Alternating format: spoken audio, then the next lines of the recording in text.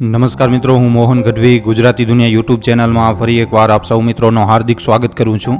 મિત્રો, કાલચક્ર બદલી ગયું, માણસ મરશે, કરશે ત્રાહિમામ. આ પંક્તિ એક ગહન અને રહસ્યમય ભવિષ્યવાણીઓનો સંકેત આપે છે, જે સમયના પરિવર્તન અને માનવ જીવન ઉપર તેની અસરોની વાત કરે છે. સમય એક ચક્ર છે. આ વિચાર હિન્દુ ધર્મના શાસ્ત્રોમાં ઊંડો રહેલો છે. કાલચક્ર શબ્દનો અર્થ થાય છે સમયનું ચક્ર જે સતત ફરે છે અને યુગોનું પરિવર્તન લાવે છે. પ્રાચીન ગ્રંથો જેમ કે ભવિષ્ય પુરાણ, મહાભારત અને વિવિધ સંતોની આગમવાણીઓમાં સમયના આ ચક્રની વાત વારંવાર આવી છે.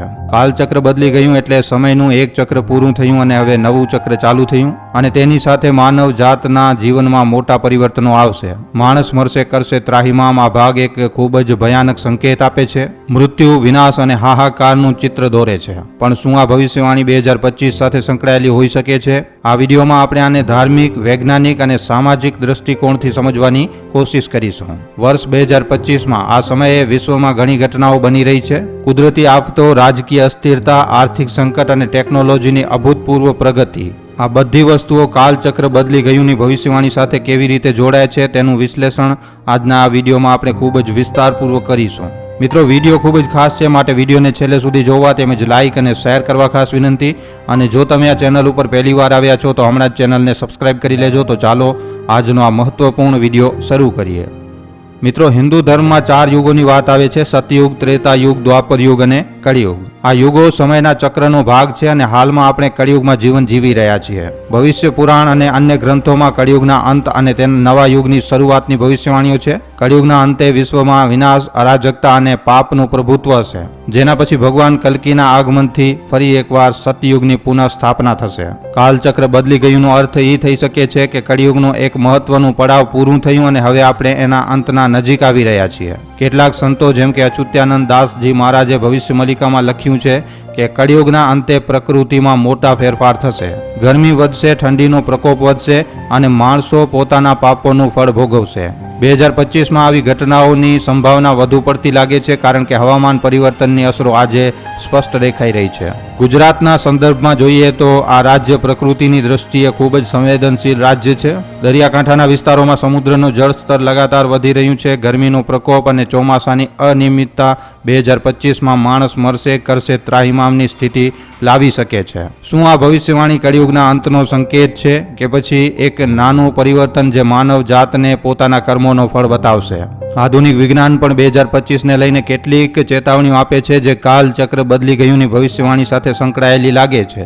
હવામાન પરિવર્તન આજે વિશ્વની સૌથી મોટી સમસ્યા છે. 2025માં ગ્લોબલ વોર્મિંગની અસરો તીવ્ર બની શકે છે. હવામાન નિષ્ણાંતોના અનુસાર આ વર્ષે ગરમીનો ખતરનાક રૌદ્ર સ્વરૂપ જોવા મળી શકે છે, જે ખેતી, પાણીની ઉપલબ્ધતા અને માનવ સ્વાસ્થ્ય ઉપર ગંભીર અસર કરશે. ગુજરાતમાં જ્યાં ખેતી અર્થતંત્રનો મુખ્ય આધાર છે, ગરમી અને દુષ્કાળની સ્થિતિ માણસ મરશેની આગાહીને સાચી કરી શકે છે. ઉનાળામાં તાપમાન મિત્રો 50 ડિગ્રી સેલ્સિયસને પાર કરી શકે છે, જેનાથી હીટ સ્ટ્રોક અને પાણીની તંગી વધશે. બીજી બાજુ ચોમાસામાં અતિવૃષ્ટિ અને પૂરની સંભાવના પણ રહેલી છે, જે ગામડાઓ અને શહેરોમાં ત્રાહિમામની સ્થિતિ લાવી શકે છે. આ ઉપરાંત મિત્રો, ટેકનોલોજીની પ્રગતિ પણ એક લટકતી તલવાર બની શકે છે. આર્ટિફિશિયલ ઇન્ટેલિજન્સ અને ઓટોમેશન 2025 સુધીમાં લાખો નોકરીઓ ખતમ કરી શકે છે, જેનાથી આર્થિક અસમાનતા વધશે. ગુજરાત જેવા ઔદ્યોગિક રાજ્યોમાં આની અસર યુવાઓ ઉપર વધુ પડી શકે છે, જે સામાજિક અશાંતિનું કારણ બની શકે છે. 2025માં વિશ્વ અને ભારતની રાજકીય સ્થિતિ પણ કાલચક્ર બદલી ગયુંની ભવિષ્યવાણી સાથે જોડાઈ શકે છે.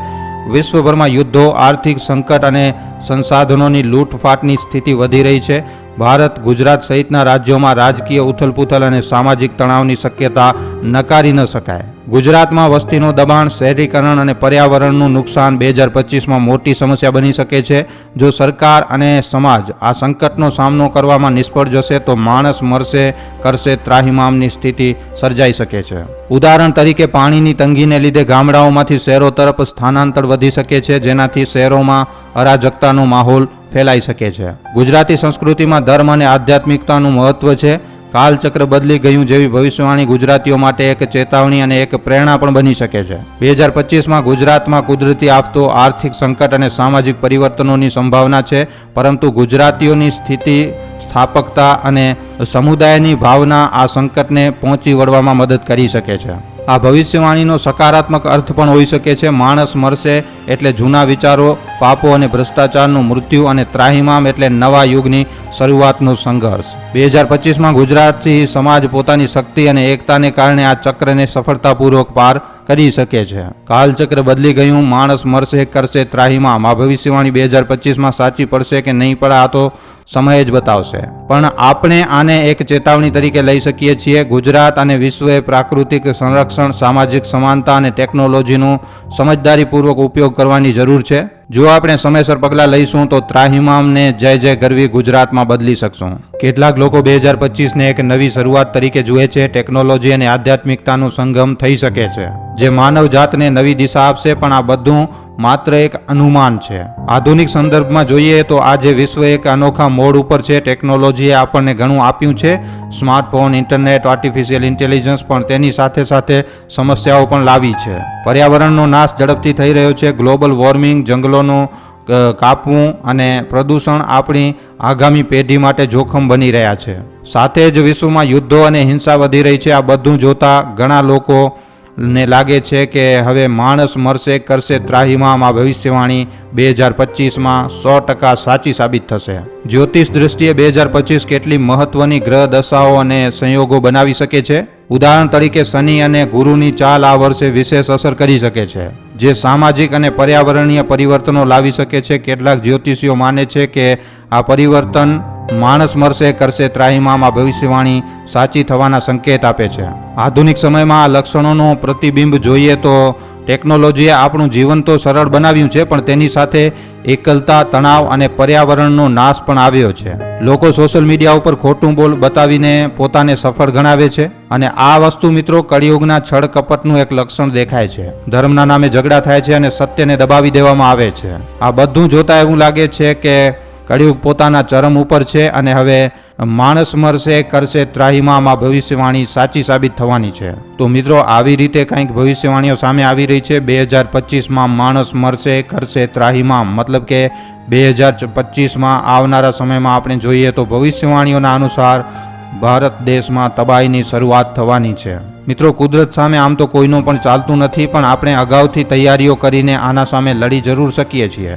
જેમ કે હવે મિત્રો એકદમ એક શોર થઈ ગયું છે કે દર વર્ષે વાવાઝોડું તો આવશે જ આવશે. વરસાદ ખૂબ જ ઘણી પડી રહી છે ચોમાસા દરમિયાન, અને ઉનાળામાં જ્યારે ગરમી પડે છે તો રેકોર્ડ તોડી નાખે છે, અને આવી જ રીતે શિયાળામાં ઠંડી પણ રેકોર્ડ તોડે છે.